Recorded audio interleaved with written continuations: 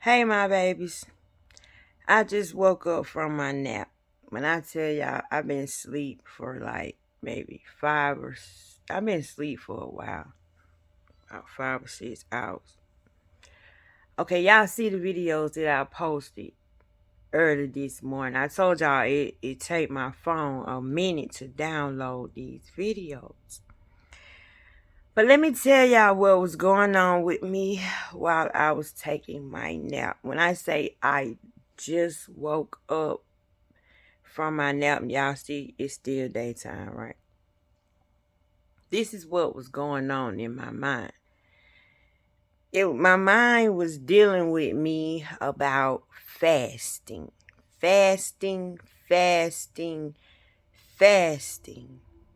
I think Spirit wants us to really understand fasting.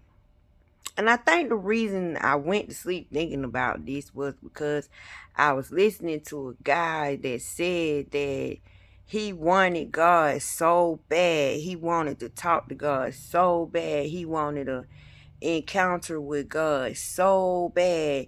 Like he didn't eat nothing for 40 days and for 40 nights. And everybody kept saying, "Wow, what's wrong with you?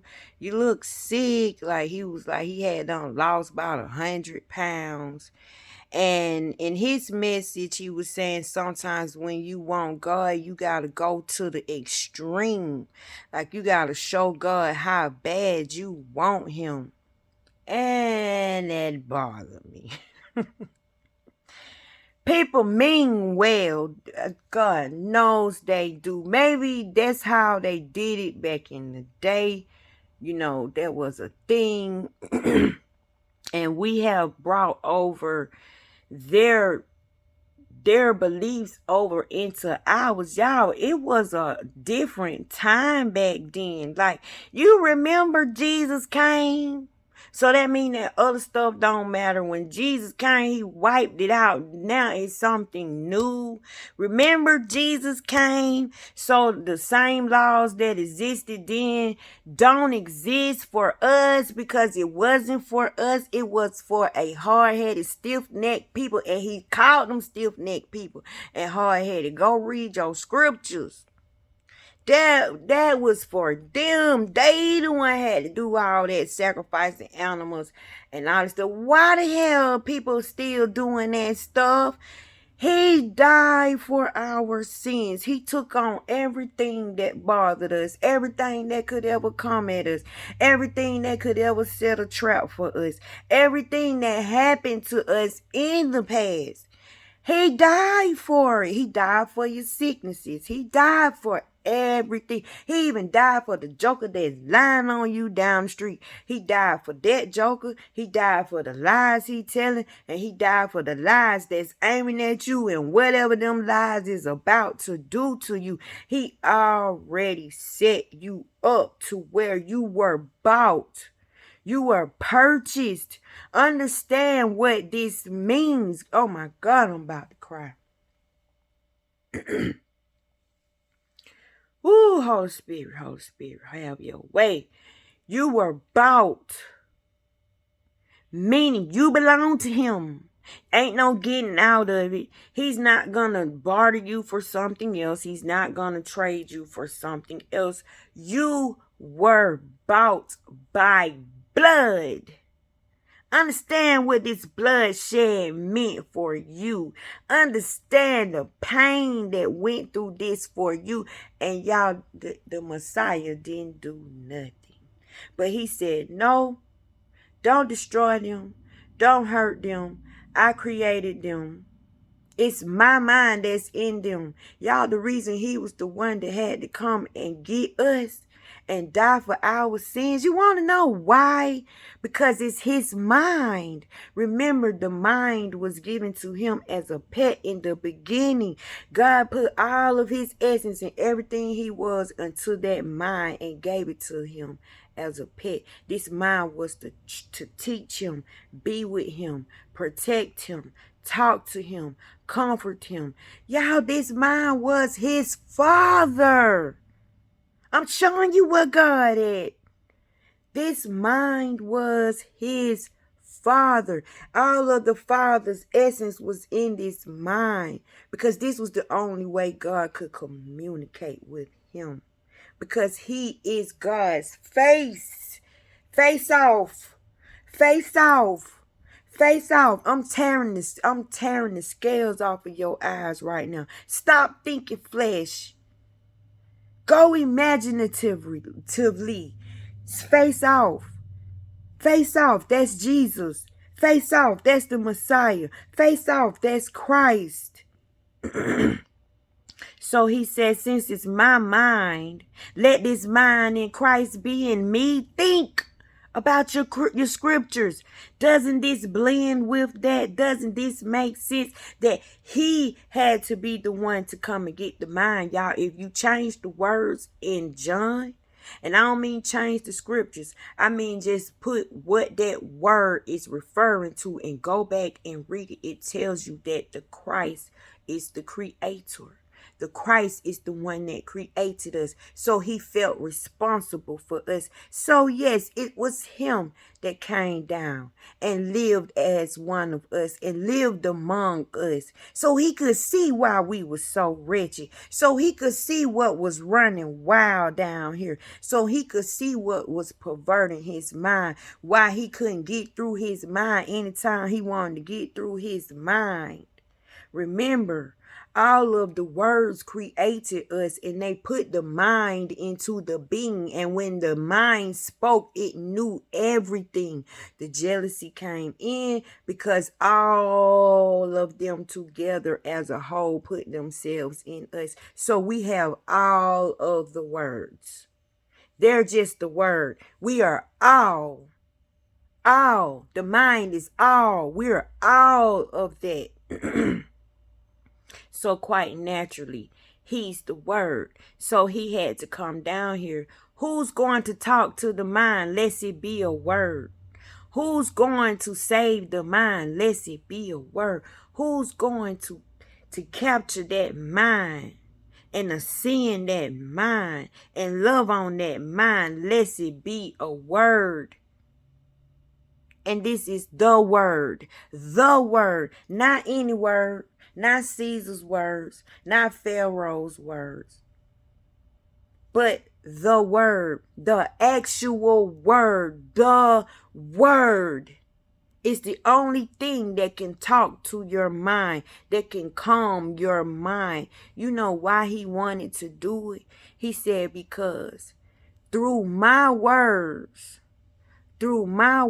I've been with this mind for eons and eons. I know what to say. I know what to say to that mind to make that mind remember me. That's all he trying to do is say, remember me. Remember me, baby. Remember me.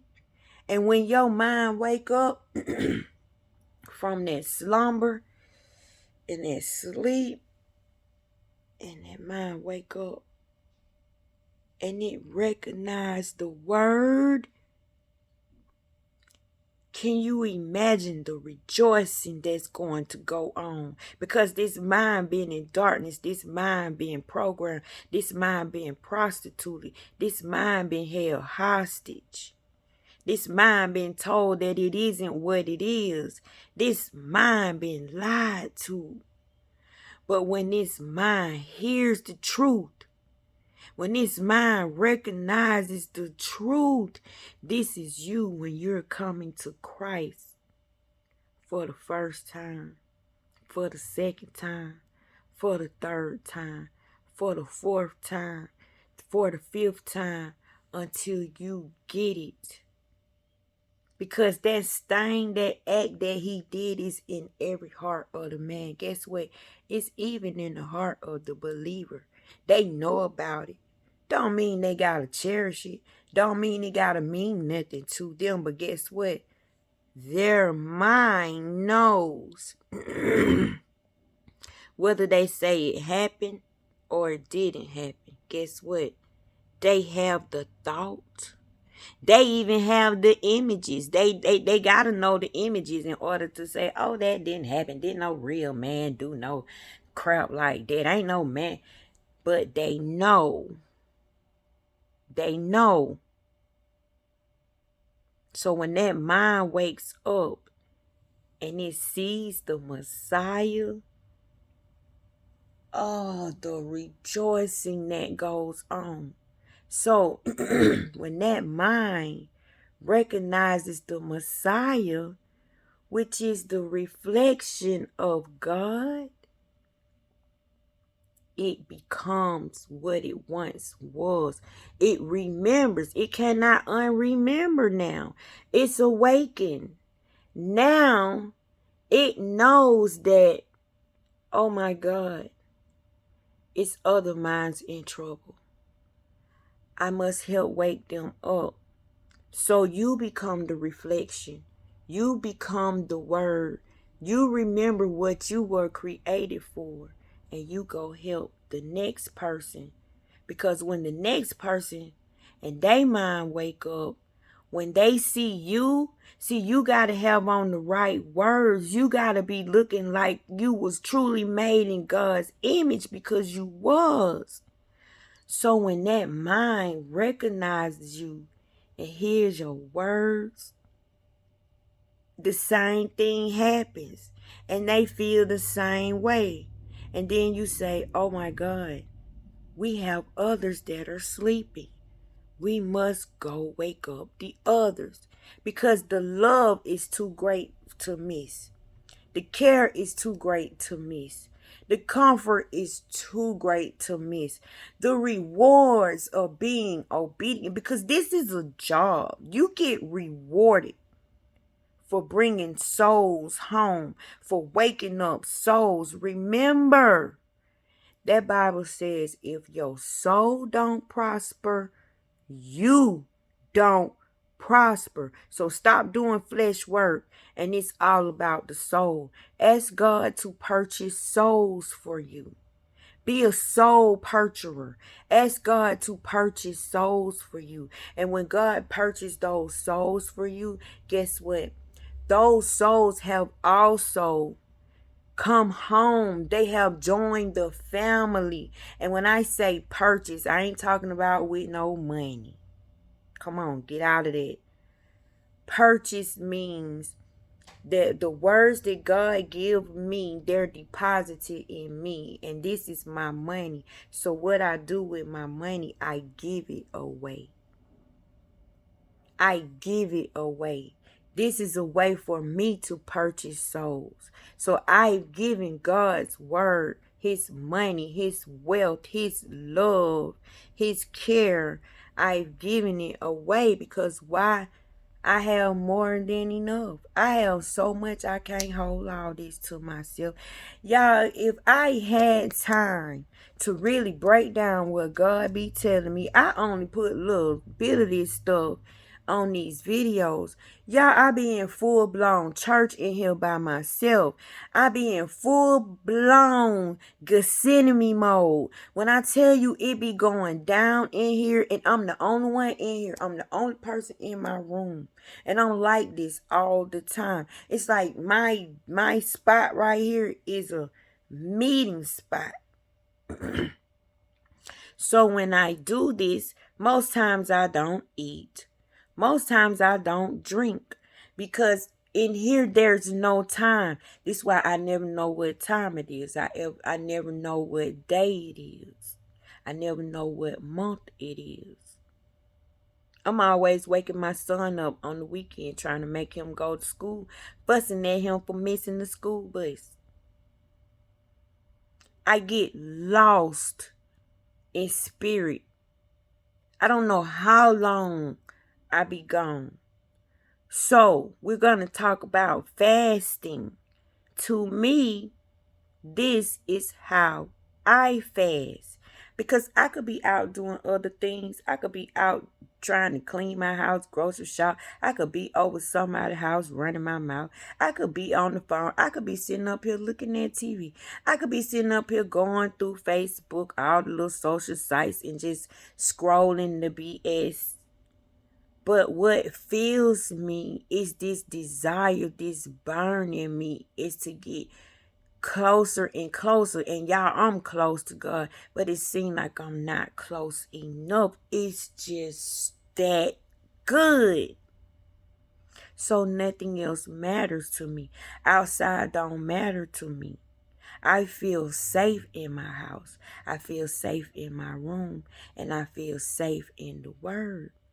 So to me, this is how I fast. I turn down the world. I turn down the outside. I go out there every now and then because you can't overdo it. But I think a fast is something you do from the heart. Something you do from the soul. Not something that everybody else is doing. Not like that man who sat up there and didn't eat and drank them, who only drunk a little something, but for 40 days, he starved himself. His body became unhealthy. He lost weight. You think God mean that?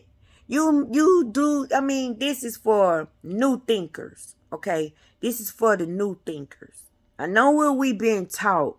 So if you ain't scared to think something else, you on the right channel. Because I question everything. I don't go along with everybody. Right? Do you think God wants you to be unhealthy? What if you were on medications and your medications say you can't miss a dose because you got something going on in here? Would you not eat? You know you need something on your stomach when you take these medicines, right? Would you not eat? See, man weight got you going crazy. Man weight got you self-abusing to me. Now, when I was reading in the Apocrypha, the scriptures that they took out, the ones they said weren't deemed worthy enough to be in the Bible, but somehow it's still mixed in with the Bible. You gotta read that to understand the Bible. Ain't nobody studying these stupid people. Y'all better get out of these flesh teachings. But it said the man was up under the tree and the angel came. Go back on one of my videos. I read it from the scriptures. So I'm not finna go look for the Bible to read it to y'all again. I'm speaking from memory. But if you want to know if I'm telling the truth, I show it to you in the word where this actually happened. And it's about fast. I don't remember the title, but I know it got something about fasting in it. But the man was like, "Oh, I ain't ate nothing. I've been sitting up under this tree and this and this." And I said, "What you doing that for?" The things that we think mean something to them, they be like, "Huh?" I understand why he said, "Who told you that you was naked? Naked? Who told you that?" You know what I'm saying? So they had to hold on, y'all, my phone ringing. Okay, get back to what I was saying. In order to fast, the angel said, "So you just been sitting on the hill starving yourself?" In other words, like, what do you call yourself doing? And you like, "Oh, I'm fasting. I want to encounter with God. Like I want to do this." You do this not thinking he's having an encounter already. See? You keep asking for God and looking for God, and he right there in your face. That's the parable of Nicodemus. Go back and read Nicodemus. He said, "How will I know if you the Son of Man?" He said, "I can show you all the signs and wonders in the world. You still wouldn't believe me. I'm sitting right here in your face, and you still don't believe me." So that's like the same thing. Be careful what you ask for, and sort of like know that it's there already. Why are you fasting like that? Okay. He said, "That's not a fast. You just don't starve yourself, in other words, and you know what I'm saying, upset the body. You don't lost all the weight. Look like you got the package up in here. Like, really? Did you could have just asked for God. You didn't have to do all of that. It's a way to get God. So we don't know how to get God because we weren't taught. First of all, to get God, you have to put on certain attire. Remember, you have to have on certain clothes, which is the words that he bear, his names. You have to take off what you know, everything you know. You don't know a goddamn thing. You're as innocent as a baby. You don't know nothing. You need to be taught. And you just think everything good, rainbows and lollipops. So you take them ugly words off. You put God words on, and then you talk inside those words. Those words go back and petition for you. Those words go back and talk to God for you. Those words go back and tell your truth, because inside these words you can't lie, you can't waver, you can't bring double-mindedness in there, you can't bring doubtful mindedness in there.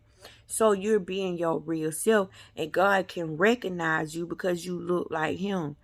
You can't come up there looking like something else. Ain't nothing gonna let you in up there. They don't know you. You got to look like your creator. Get used to it, partners. Ain't no way out of this. I'm just giving to y'all point blank. Strip yourself of the negative words you ain't got, you ain't gonna have, you ain't gonna never be. Ooh, I don't like you. Ooh, you ugly. Ooh, you fat. Ooh, you. Y'all better dump that crap off and put on your beautiful eye. You're lovely. You have faith. You have countenance. You have temperance. You have knowledge. You have love. You have reverence. You got all this good stuff. You got well-being. You got all the other stuff you could put on instead of this clown makeup, right? Go up there looking like a model. Don't go up there looking like a clown. Go looking like a model. Put on the right clothes and stand upright in your clothes. Don't be up there. God ain't gonna hear you, see you, have nothing to do with you. This means your words are blotted out. Y'all getting me so far? Now fasting. He say, this what the angels say. Go back and look at my video so you can read it in the scriptures, because I point to the words for y'all who need a pointer.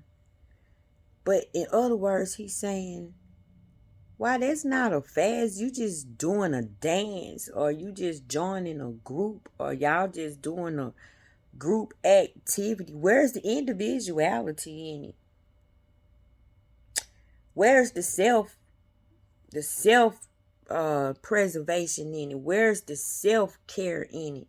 Where are your thoughts and your ideas in it? It's a group thing. Aren't you the one looking for the blessing? Aren't you the one need a breakthrough? Aren't you the one that's asking for the encounter? Aren't you the one? Now, you could do it in a group if the group asking for something that's got something to do with a group for the betterment of everybody else.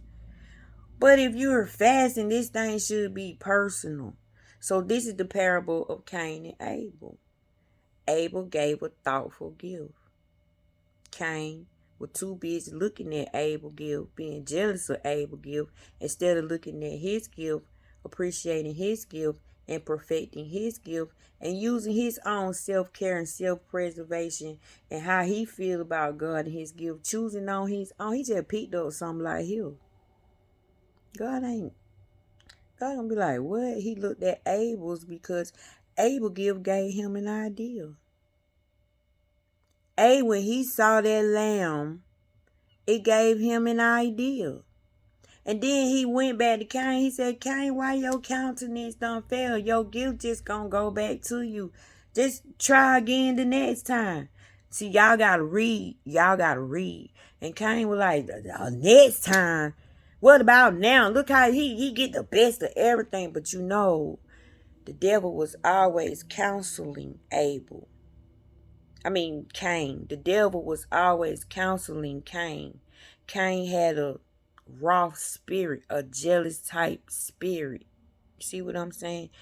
Cain didn't like how they used to converse and spend time together. See, God only deal with able people. See, the name ain't Abel for nothing, and the name ain't Cain for nothing. Cain gotta hold his brother up. That smart joker said, am I my brother's keeper? God said, hell yeah. And turned his ass into a what? Yeah, you gonna hold your brother upright forever and ever, for eternity. But for Abel means you're able to be with God. You able to stand in his light. You able to please him. You able to listen to him. You're able to communicate with him. You're able to do his will. You're able. And able people be excited. You ain't even gotta ask them twice. So God don't deal with the disabled people. He deal with able people. And I ain't talking about disabled people, y'all, because they said I have a disability. Go with me in the spirit. But my spirit is able. My spirit is willing. My spirit is excited. I don't have a Cain spirit. I don't have nothing holding me up. I'm held up by the virgins, by God's words. So when you fast, from now on, it's personal. It's private. No one should know you're doing it but you. But a fast is something you're looking for a breakthrough, meaning you're telling the universe, if I can break away from this, break this for me. You're wanting a breakthrough. And your breakthrough, your break thing is that stronghold, that thing you got a habit of doing, that thing that call you in the morning, call you in the evening, call you at night. Something you got a ritual of doing. Something you just have to do all the time. Or your day just don't go right. Or something just seem like it'll be off if you don't do it. To me, these are the things that you look for to fast because they have a pull on you. You can actually hear them calling you. You can actually communicate with them. And sometimes you'll even say, no, I'm not doing it right now. But it'll get on you so much till you end up doing it. Now, let me give y'all a prime example of what I'm talking about and what I would consider a fast for myself, because I know me, I'm my personal self. I know what I like, I know what I don't like, I know what I have a habit of. You the same way for yourself. So you're gonna search something that got a pull on you, that make you do it all the time, and you gonna say, I ain't gonna do this for 3 days. I'm gonna try not to do this for 7 days. This is considered a fast for me. And you don't tell nobody you're doing it, because your fast is supposed to be in secret. When you do things in secret, God rewards you openly. See, most people be fasting. They be fast because they be trying to lose weight. That's why they don't be eating that food. But you trying to stay away from the worldly stuff. So God teach me how to fast spiritually, because it's your spirit that needs to be fasting, not your body. Your body can take care of itself. Your body is awesome, by the way. It's intelligent. It's you that's in there screwing up things and making it go all out of whack. So let me show y'all what a fast for me would be. Now, we have things that we call a ritual. Something you do all the time. As for myself, I wake up in the morning, after I use the bathroom, wash my face, brush my teeth, whatever. But when I sit down, the first thing I do is go downstairs and make me a cup of coffee. Never fails. My little grandbaby called me, Mom, Grandma, Nana, you had your coffee this morning? Nana, I bet you drinking your coffee. Everybody be like, you had your coffee this morning? So everybody know I go make me a cup of coffee every morning. Now, if I ain't got no sugar down there, if my coffee, I ain't got no creamer and stuff, I go off, because that's mine. That's my thing. If you like coffee, then you buy stuff to keep the coffee going. But every time I want a cup of coffee, I want a cup of coffee because I bought the ingredients. I shouldn't be out of ingredients. So y'all, they scared to let me run out of sugar and cream and coffee. Y'all, see? That thing got a pull on me. I don't know what it is. I had an experience with my coffee pot, y'all, and I have a relationship with my coffee pot. I don't care if y'all don't get it. You know me. I talk to stuff. I talk to objects. I talk to stuff when they talk back to me. Things have telepathic messages in it. And me and my coffee pot, I meet that coffee pot every morning. I have a spiritual conversation when I go to that coffee pot. God meets me at that coffee pot. I don't have so many spiritual encounters when I come to that coffee pot. When I go to that coffee pot, everything in that kitchen be greeting me. They know when I wake up, I'm coming down there to make my coffee. After I make my coffee, I come upstairs.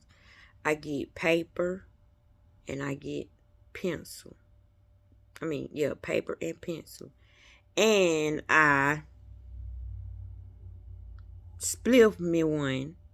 So spliffing me one, drinking my coffee, listening to something positive. Because I'm into scrolls, y'all. I'm into ancient knowledge. This stuff I talk to y'all is ancient. And I don't have no choice but to be ancient because I have been outside my body too many times. And this watered down information don't feed me. It sounds like gibberish to me because I know some things and the things I know don't match some of this stuff up here. So I go back and I give reference to people who shed their blood over this information. This is my gift for them to say, I'm listening. I care about what you did. So I sit down and I listen. So I go way back. So if I was to wake up in the morning, and time I get that, I'm finna go make a cup of coffee. If I say no, I'm gonna dedicate this time to God. I'm not going to get no coffee today. I'm not going. And I don't fast for something. That's like you pimping God, like you trying to con him or something. Like, if I fast, you gonna give me this house. If I fast, you gonna give me this business. If I fast, this man gonna come through here. God is so into intent. I'm just fasting because I want to know more. I want to grow more. I want to become wiser. I want more spiritual encounters. I want more visions. I want more prophetic visions. I want all the goodness that I'm getting. Y'all can keep y'all stuff on the outside. I'm good in here. Because I notice that stuff will come. I don't even be asking for it and it'll come. Like my, you know what? That stuff come like water. I don't spend no damn money. When I say I ain't gonna do it, that when it comes worse. Everything is plentiful. Everything is plentiful. So when I say I want something, somebody around here gonna bring it. Somebody I know going to bring it to me. So you gotta learn how to work your mental power. In order to work your mental power, you gotta be by yourself. You can't be scared to be by yourself. So when you fasting, find something personal that you do that you just, like you gotta smoke a cigarette, right? Now this is a good fast for somebody. And don't fast because you say, oh, I want to start smoking. No. Fast because you showing God that this thing don't have control over you and that you can go without using it. That thing ain't so powerful where you got to do it every day. Come on. And you don't have to come to its call every time it comes. This is a way for you to learn how to detach and become strong against certain things that have become a stronghold. So, if you would avoid your cigarette just for a day, And if you accomplish that day, try for 2 days. And if you can make it for 2 days, try for 3 days. And if you mess up on the third day, never beat yourself up, because you wasn't doing this to stop smoking. You're doing this to see if you can deny yourself things that have you bound and called to you. And you're trying to see if you could just give that time to God. Now, when you're doing this, you're going to looking at something holy. You're going to read something holy. You're going to read your scriptures. You could even turn on gospel music. You're going to praise God. You're going to thank God for that day, throughout the day. It's not about the cigarette. It's not about my cup of coffee. It's not about my paper and pen.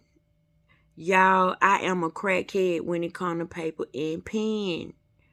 I write so goddamn much. If I show y'all my tablets that I wrote in, and I don't know what's all in them, some of them gibberish, you'll be like, what is wrong with her? I have pens that are empty. I'm talking about a stack, they're empty. Do you know that can be a fast for me? And my hand to probably thank God that I ain't messing with it. So what can I do if I don't write? Well, I'll just read something. Or I'll just cut my radio on. Or I'll find me a nice movie to watch that's loving, nothing with violence, killing, stealing, because this is a holy time. To me, this is the Sabbath. I've never understood giving God a day. God deserves more than a day. Don't put him on no dang on schedule. I be with him all day long. But just for me to get strength and to show that I don't have to do this today, I do it. And y'all, guess what? Last week I did it. I went 4 days. Then on that 5th day, your girl went back. I said, oh Lord, they let me out of rehab. But it's fun. And you supposed to have fun. Your fast shouldn't be stressing you out.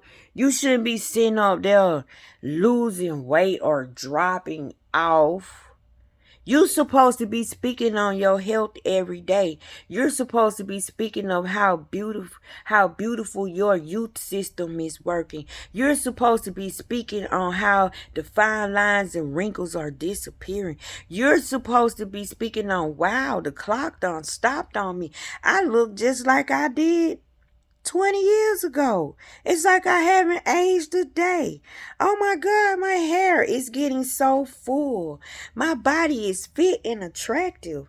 This is what you're supposed to be working on anyway. Don't pick this to work on now because you said you want to fast. No. So if you're going to fast, maybe you like to eat Snicker bars every day. Don't buy no damn Snicker bars.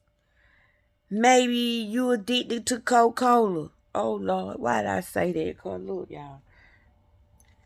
Help me. Pray for me. This is a stronghold. Say, no Coca-Cola for a week.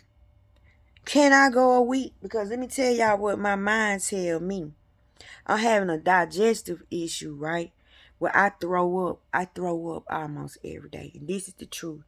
Every time I eat something, it stops right here and it won't go nowhere. And then sometimes it'll rock back and forth until it'll just shoot back up. If I go to a restaurant, I can only eat just a little bit of food, but I would have to leave the table because it's like I have bulimia or something. But it's not like I'm stuffing myself and I'm throwing up. It's sort of like I have anorexia. But I don't have anorexia. It's something going on with my digestive system. So this is my work now. I've been working on my digestive system. So if I don't drink a Coke, think about the mindset that this don't train me to. If I don't drink a Coke, that food won't move from here to at least here. If I can get the food to go here, it might just go on down. But if I drink water, it'll sit. If I drink tea, it'll sit. If I drink something with citrus in it or like a Kool-Aid or sugary something, it'll sit. And when I tell you, I throw up so bad because I don't like sweet stuff. So I've been praying for a solution for my digestion, right? So if I stop drinking Coca-Cola for a week and I just say, you know what, I'm going to eat my food and you're going to go down and I'm going to drink water. And if you want to keep coming up, come up. Because this is what I've been thinking, to go after my stuff with water, right? Just flush my body with nothing but water. And I think that's what I need to do because water been hanging around talking to me. But see, that thinking say, but your food ain't go down. It ain't going to go down if you don't drink a Coke. Well, how about I just don't drink a Coke anyway and just see? That's a fast, right?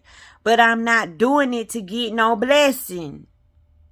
I ain't doing it because Coca-Cola call my name every day.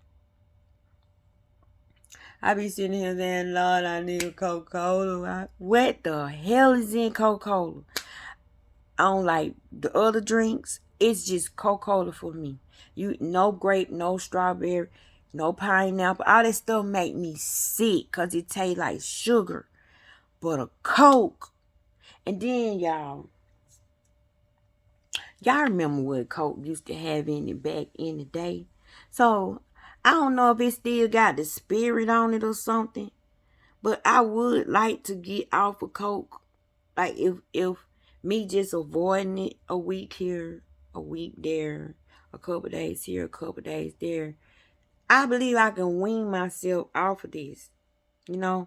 But anything could be a fast, right? Say you like porno. Hell, you look at porno all the dang on time. Don't look at it for a week. When the urge comes to say, look at porno, don't. Consider that your fast. If you like to touch yourself all the time, when your hands say go down there, you say no. You don't get no action. It's all about God. Y'all, I'm trying to be so real because you be amazed at what pulls you. It might be Krispy Kreme. It might be Starbucks. Anything that you find that is a rhythm, a ritual, a habit in your life, just don't do it for a couple days. But stay in the word when you're not doing it. And just ask for God's goodness and graciousness. And ask that your mind be open and to receive the goodness that God has for you. Because guess what?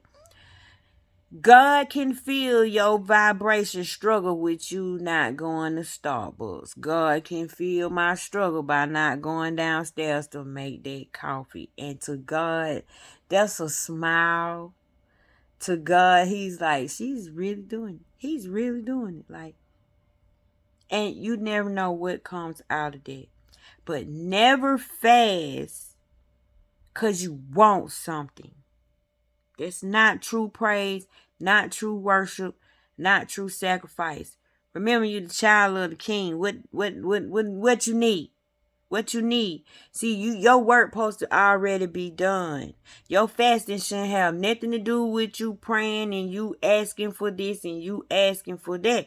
According to the scriptures, according to the angel, So if your church is on the Daniel fast, let them be on the Daniel fast. Don't get on no Daniel fast with them.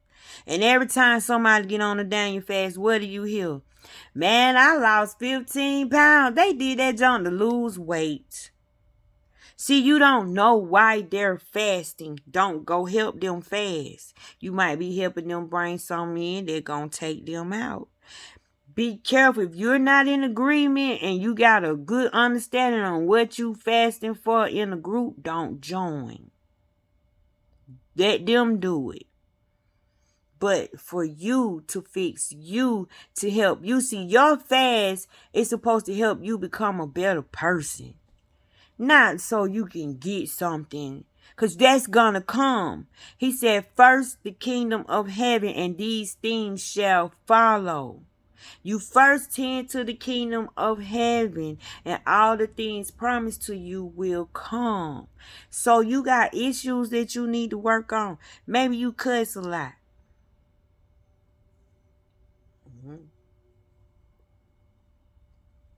You better stop pointing at me. Maybe you cuss a lot. Practice not cursing. Find you some words to put in it, like apples or bananas. Charlie, Shirley, Frankie. Oh, Frankie. Oh, Shirley. You know what I'm saying?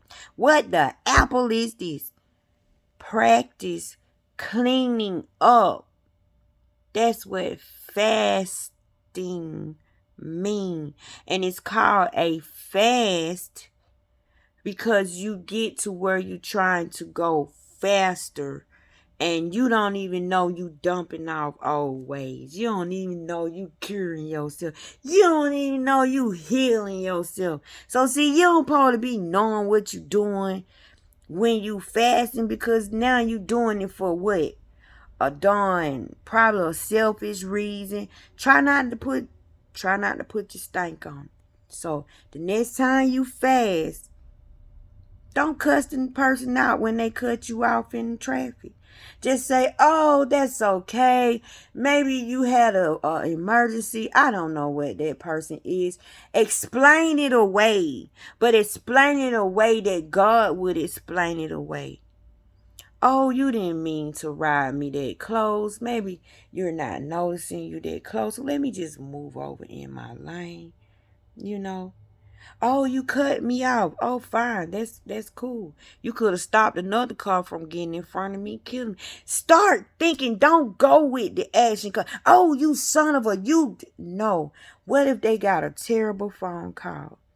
What if it's a life and dire situation going on and they trying their best to get there? You don't know what's going on in that car.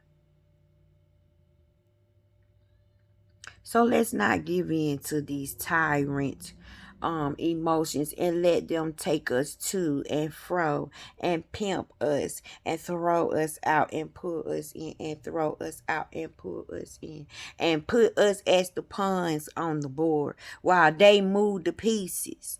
No. Learn how to fast inwardly, and don't tell nobody what you're doing, because you want to be the first ultimate witness of the outcome, right? And your outcome is going to be something that you already done asked for, something that you already done pray for, because he said it's already done. So your job is to try not to mess with nothing. Find you something to do that won't put you in God's business. And to me, fasting is the best thing to do. But don't try to do it every day. Don't try to do it every day. But you keeping something that has a pull on you. You're detaching from it. You're getting your strength from it. You're not letting it have you and overtake you and overthrow you. You are taking control. Okay? If that person call you and they irritate you, and you know they're going to irritate you, Why not just speak real nice to him? And then say, you know what? I was busy. I really can't talk right now. But it was nice hearing from you. And hang up. Instead of saying, oh hell no, I know you didn't call me. See, stop giving in to the pulls. Fast from them. Cut them off. Fast. Cut them off. Because you're trying to excel. You're trying to ascend. You're trying to do better. You're trying to be better. And y'all know what these dang on pulls is that got y'all. That got y'all right by the stove. And try to avoid the lottery sign. Because most of you spending all of your money in the lottery and can't even pay your damn bills. See, that's a stronghold. Try not to do it for a week and see how much money you save. The blessing is to bless you. When you bless you, you're blessing God in here, then God can bless you. He knew it took a lot for you not to do that. Trust me, he paying attention. And he like, there you go. There you go. Because he wants you to tear away from the ways of the world. And when him witnessing you doing that, you think he ain't in there rejoicing. So if you stayed away from that lottery for a week or 2 weeks, guess what? It might be some money you find on the ground. It might be somebody just say, here, somebody, Spirit told me to give you this. These are the results from fasting. You don't look for them. You don't know when they coming. The blessings come out of nowhere. You're fasting to become a better person and to let go of strongholds, to release yourself. Not to lose weight, not to get a house, not to build a building. Because let me tell you something, God told you to build a building. What the hell are you sitting on there fasting for? That like you don't believe he said he gonna give you the building. What, you gotta fast to make him remember that he's supposed to give you the building? That he's supposed to give you the money? That he's supposed to give you this big blessing? You gotta keep fasting to remind him? No, the more you fast, the longer you gonna wait. Because you ain't fasting right. It's where your heart is. Where your heart lies, that's where your treasure is. Right? So keep your heart and your treasure up here. Keep it up so it won't rot. It won't wither. No one can steal it. No one can take it away. Because no one knows you're doing it. Oh, would you like to have a drink? No, not today. Not today. They said, oh, John, what's up with you? You turning down a drink, not you. The way you be turning it up. Just be like, today I don't feel like drinking. I just don't want to drink. And don't.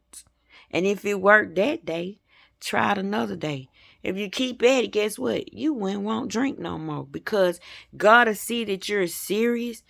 So he'll take that desire from you. He'll take that taste from you. You won't even want it no more. And if you try to pick it up, it'll make you sick. Because remember, the desire's no longer in here. So you introducing sickness into the body. So what's going to happen? All your soldiers going to jump up and kick that shit out. You're going to throw it out. No, you didn't put that alcohol crap in here. No, you didn't put them crack crap in here. No, you didn't put that milk crap in here. No, you didn't put that heroin crap in here. Because the desire is no longer there. And this is how you heal. See all the jewels I just dropped, y'all. Y'all just got smart. All I'm asking for is likes and subscribes and hugs. Type hug in there. Give me a hug, y'all. Because this is serious about this fasting stuff. We got our fasting wrong. So for now, you know how to fast, right? Because your fast got to mean something to God. You don't want God to say, ugh, I don't want it. No. What is so strongly in you that you think you can give up for a few days and consider it a fast track to your ascension, a fast track to your growth, a fast track to where you want to be with God. It's called a fast. So happy fasting.